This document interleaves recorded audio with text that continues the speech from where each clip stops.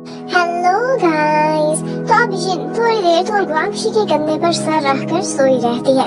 जब उसकी आंख खुलती है तो वो हैरान थी कि उसका बॉयफ्रेंड उसके पास कैसे पहुंचा। वो उसे बताती है कि मैं तुम्हारे इंतजार में ही सो गई थी। तो गुआंगशी उससे कहता है मैं तुम्हें बहुत कॉल्स करी, लेकिन लगता है कि तुम्हारे फोन को चार्जिंग चाहिए और तुम्हें भी। और इसके साथ ही वो उसका हैंड पकड़ लेता है जैसे वो हमेशा उसे रिचार्ज किया करता था। और उसके बाद वो दोनों अपने घर के करीब वाले स्टोर पर बैठकर कुछ लाइट सा डिनर करने लगते हैं।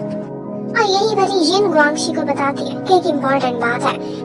एक्चुअली हमारी कंपनी ने एक अटॉर्नी हायर किया है और वो कोई और नहीं बल्कि जर्लिन है। और ये बात तो गुआंगशी को पहले ही पता चल चुकी थी। और उसके एक्सप्रेशंस को देखकर जिन को कंफर्म हो रहा था कि इसे बहुत गुस्सा आ रहा है। वो उसको समझाने की कोशिश करने लगती है कि देखो मेरी मजबूरी है, कंपनी ने उसे हायर किया है और मुझे उसके साथ कोऑपरेट करना पड़ेगा, लेकिन मैं तुमसे वादा करती हूँ कि काम के अलावा मैं उससे कोई बात नहीं करूंगी, मैं हमेशा उससे डिस्टेंस रखूंगी।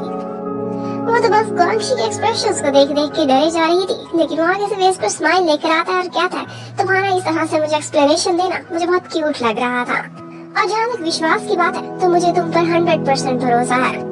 लेकिन वहाँ से जाते जाते वो इतना जरूर बोलता है मैं एक आर्टिस्ट होने की बजाय एक लॉयर ही बन जाता। लेकिन जीन उससे कहती है कि तुम ऐसा बिल्कुल भी ना सोचो, क्योंकि जिस तरह से हम इस वक्त मिले हैं तुम मेरे लिए सबसे इम्पोर्टेंट हो। और फिर वो दोनों हाथ पकड़कर घर की तरफ जाने लगते हैं। गुआंगशी यहाँ रास्ते में उसे हक कर लेता है। वो चाहता था कि आज ही वापस ना जाए, लेकिन वो कहती है कि 10 मिनट से ज्यादा मैं नहीं रुक सकती, क्योंकि ऑफिस का बहुत सारा काम है जो कि घर जाकर मैंने खत्म करना है। और फिर नेक्स्ट मॉर्निंग गुआंगशी अपनी गर्लफ्रेंड के लिए एक स्पेशल सा ब्रेकफास्ट रेडी कर रहा था। और जैसे ही वो ब्रेकफास्ट लेकर उसके घर के करीब पहुँचता है तो देखता है कि जरीन पहले ही गाड़ी में खड़ा उसका वेट कर रहा है। एक्चुअली उन्हें सुबह ही सुबह दोनों ने इकट्ठे उसी गेमिंग कंपनी में जाना था, लेकिन वो जाते उससे पहले ही वहाँ पर गुआंगशी पहुँच जाता है और उसकी कार की फोटोज ले रहा था।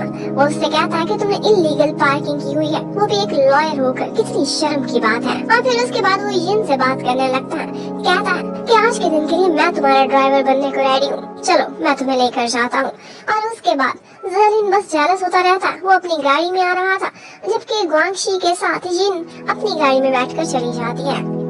अब रास्ते में गुआंगशी उसे अपने हाथ का बनाया हुआ ब्रेकफास्ट भी देता है जिससे उसका लव शो होता था। ये देखकर जिन बहुत खुश हो जाती है।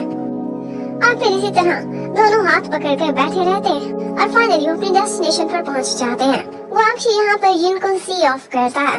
वो अंदर चली जाती है, लेकिन जरीन कार पार्किंग के बहाने बाहर ही रह गया था। वो अकेले में गुआंगशी को रोकता है और उससे कहता है थैंक यू ड्राइवर, लेकिन तुम मुझे और जिन को इससे ज्यादा आज अलग नहीं कर सकते, तुम्हारी लिमिट्स यहीं तक थी, इसलिए अब वापस जाओ। और फिर वो खुद जिन के साथ मीटिंग के लिए ऊपर चला जाता है। और उसकी ये बात सीधी जाकर लगी थी गुआंगशी के दिल को। वो बार बार यही सोचने लगता है कि वो मुझे नीचा दिखाने की कोशिश कर रहा था, और लगता है कि उसने जिन पर अभी तक गिव अप ही नहीं किया। अभी गुआंगशी इसी टेंशन में से निकला ही नहीं था कि इतने में जाओ वापस आ जाता है। वो आज मीटिंग करके आया था और उसने बताया था कि जो चेंजेस हमने किए हैं उसको भी अप्रूव नहीं किया गया। अब हमें थोड़ा सा और काम करना पड़ेगा, उसके बाद शायद हमें हमारी नेक्स्ट पेमेंट मिले। और वो सारे लड़के इतने एंथुसियास्टिक थे कि इस बात पर वो सैड होने की बजाय दोबारा से अपने अपने कामों पर लग जाते हैं। जबकि उधर हमें दिखाते हैं कि जरीन और जिन उसी गेमिंग कंपनी के रिप्रेजेंटेटिव के साथ मीटिंग में लगे हुए थे। यहाँ पर जरीन का स्टाइल थोड़ा सा डिफरेंट था। वो एक्चुअली थोड़ा बहुत थ्रेटनिंग वाली साइड पे बात करता था, जबकि जिन उनसे कहती है कि देखिए चाहे एक मिसअंडरस्टैंडिंग थी या आपके एक एम्प्लॉय ने आपको धोखा दिया था, हमारी तरफ से कुछ भी गलत नहीं हुआ। और वैसे भी अगर आप डाटा निकाल कर देख लें तो हमारी कंपनी को ही नहीं बल्कि इस कोलैबोरेशन की वजह से आपकी कंपनी को भी फायदा हुआ है। और अगर हम इसको एक बैटल बनाने की बजाय इस कोऑपरेशन को कंटिन्यू रखें तो दोनों को ही फायदा होगा। अब उस गेमिंग कंपनी का सारा कंट्रोल उनकी एक मिस शू के पास था। उनके रिप्रेजेंटेटिव ये सारा कुछ मिस शू को जाकर बताते हैं। उन्हें जरीन का स्टाइल बिल्कुल भी अच्छा नहीं लगा था कि मुझे डराने की कौन हिम्मत कर सकता है, जबकि उन्हें जिन की बातें काफी अच्छी लगी थी। रिपोर्ट में उन्होंने देखा था कि वो लड़की समझदार लगती है और कोलैबोरेशन की बात कर रही है। जबकि उधर गुआंगशी के ऑफिस में हमें दिखाते हैं कि याओ को भीगने की वजह से अभी तक फ्लू लगा हुआ था, और इसके साथ साथ उसका बेटा यू वो भी बार बार उसे डिस्ट्रैक्ट करता रहता है। एक्चुअली वो ऑफिस में बोर हो रहा था क्योंकि सारे लोग तो मीटिंग में लगे हुए थे। तो थोड़ी देर बाद वो मौका पाकर जिरान को तलाश करता हुआ उसके ऑफिस में पहुंच जाता है। यहाँ पर वो मम्मी मम्मी बोलता उससे हक कर लेता है। सब लोग हैरान थे कि ये कब से मम्मी बन गई। वो उसे साइड पर लेकर जाती है और फिर पहुँचती है वो याओ के ऑफिस में। उसे चिल्लाकर बाहर बुलाती है और कहती है कि अगर तुम्हारे बेटे को फ्लू है तो तुम उसका ख्याल भी नहीं रख सकते क्या। वो साथ में मेडिसिन भी लेकर आई थी, लेकिन एक्चुअली बच्चा बड़ा चालाक था। यू ने मेडिसिन अपने डैड के लिए मंगवाई थी, लेकिन जिरान को नहीं बताया था। यहाँ पर याओ जिरान का थैंक्स करता और उसके बाद वो वहाँ से चली जाती है। अब याओ जैसे ही दोबारा से मीटिंग में बिजी होता है तो यू दौड़ता हुआ जाता है जिरान के पास और उससे कहने लगता है कि डैड बहुत बिजी है, मुझ बेचारे बच्चे को आप खाना ही खिला दें। और जिरान को भी उस पर दया आ जाती है। जबकि उधर जर्लिन दोबारा से अपने पुराने स्टाइल में ऑफिस से बाहर निकलते ही इन पर गुस्सा करने लगता है। कहता है कि तुम मेरी सारी गेम क्यों बिगाड़ रही थी। तुम्हें क्या लगता है कि तुम्हारी इस तरह की कोलैबोरेशन की बात सुनकर वो लोग लीगल इश्यूज से पीछे हट जाएंगे। तुम्हें मेरे साथ चलना चाहिए था। लेकिन थोड़ी ही देर में उसे रियलाइज हो जाता है कि वो यिन से रूड हो रहा है और इसी वजह से तो यिन पहले भी उसे छोड़ कर गई थी। अब वो उसे सॉरी कहता है और दोबारा से पोलाइट बनने की कोशिश करने लगता है। जबकि उधर जिरान यू को अपने साथ लंच करा रही थी। यू से बातों बातों में सारा कुछ बताता है कि एक्चुअली मैंने अपनी मम्मी को कभी देखा भी नहीं है। जैसे ही मैं पैदा हुआ था तो वो थोड़े दिनों बाद मुझे अबंडन करके चली गई थी और उसके बाद कभी भी मिलने के लिए नहीं आई। मेरे डैडी मेरी मम्मी है, वो मेरा बहुत ख्याल रखते हैं, लेकिन उन्हें अभी तक बहुत सी चीजें हैं जो मम्मी वाली नहीं आती। देखें, मेरी सॉक्स भी अक्सर मैच नहीं करती, इसलिए मुझे एक मम्मी की जरूरत है। आप मेरी मम्मी बन जाओ ना। जिरान को उसकी बातें बहुत क्यूट लग रही थी और साथ ही साथ उसे ये भी पता चल जाता कि याओ जब भी उसे डिच करके निकला था तो सिर्फ और सिर्फ अपने छोटे से बेटे के लिए। और उसे ये भी मालूम पड़ता है कि इसकी मम्मी बहुत ज्यादा सेल्फिश इंसान थी और याओ के इतने साल बस सेल्फलेसली अपने बेटे को बड़ा करते हुए गुजरे हैं। जब यू बहुत जिद करता है तो वो उसे कह देती है ठीक है, मैं कंसीडर करूंगी, तुम्हारी मम्मी बनने के बारे में सोचूंगी। इतने में याओ भी अपने बेटे को तलाश करता हुआ वहाँ पहुँच जाता है और फिर जिरान वहाँ से उठकर चली जाती है। यू कहता है जिरान मम्मी ने बोला है कि वो मेरी मम्मी बनने के बारे में सोचेगी। ये सुनते ही याओ खुश हो जाता है, लेकिन फिर यू कहता है इसमें आपकी कोई सक्सेस नहीं, सिर्फ मेरी मम्मी बन रही है, आपकी गर्लफ्रेंड नहीं, इसलिए आपको और मेहनत करनी पड़ेगी, मुझसे ही कुछ सीख लें। जबकि उधर जर्लिन और जिन दोनों शाम को ऑफिस में बैठकर काम कर रहे थे। यहाँ पर जर्लिन बहाने बहाने से उसके साथ डिनर करना चाहता था, इसलिए उसने काम को बहुत बढ़ा दिया था।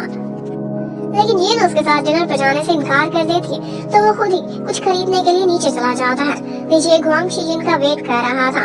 जर्लिन उसके पास आता है और उसे टॉन्ट करने लगता है। कहता है मुझे पता चल गया है तुम जिन को लाइक करते हो। और गुआंगशी आगे से कुछ पैसे निकाल कर उसे देता है कि ये वो पैसे जिसके तुमने गिफ्ट्स अंकल को खरीद कर दिए थे। जर्लिन कहता है बहुत महीने लगाकर तुमने ये सेविंग्स इकट्ठी की होंगी, इसलिए अपने पास ही रख लो, मेरे लिए इतने से पैसों की कोई वैल्यू नहीं। लेकिन गुआंगशी कहने लगता कि मैं भी इतना गरीब नहीं जितना तुम मुझे समझ रहे हो। इतने में जर्लिन उसे बातें लगाने लगता है कि तुम जिन का मैच हो ही नहीं, तुमने क्या समझा मैंने जिन पर गिव अप कर दिया है? मैं तो उसे सिर्फ एक ब्रेक दे रहा हूँ और देखना तुम्हारे साथ समय बिताने के बाद थोड़े महीनों बाद ही उसे रियलाइज हो जाएगा कि तुम नहीं बल्कि मैं उसके लिए सूटेबल हूँ। क्योंकि खाली प्यार कुछ नहीं होता जब तक इंसान के पास स्टेटस और पैसा ना हो। ये सब सुनते ही गुआंगशी को काफी गुस्सा आ रहा था, लेकिन जर्लिन उससे कहता है कि अगर ये बातें अभी के अभी तुम जाकर ऊपर जिन से करने लगोगे तो वो समझेगी कि तुम चाइल्डिश हो और अभी के अभी तुमसे ब्रेकअप कर लेगी कल को करने की बजाय। अभी वो ये सुनाता हुआ चला जाता है कि मैं जिन के लिए डिनर लेकर जा रहा हूँ। जिन तो उसके साथ बिल्कुल डिनर नहीं करना चाहती थी, लेकिन उसने उसकी सारी फेवरेट फूड्स रखी हुई थी और बार बार बोले जा रहा था कि कुछ तो खाओ।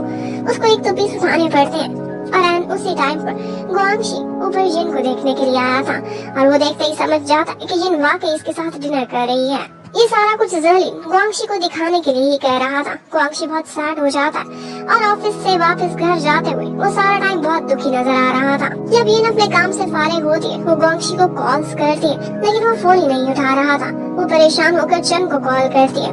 वो बताता है कि मैंने छुट्टी के टाइम पर जर्लिन को उससे बातें करते हुए देखा था और उसके बाद से वो जब से घर आया उसने अपने आप को कमरे में बंद कर लिया है और डिनर भी नहीं करा।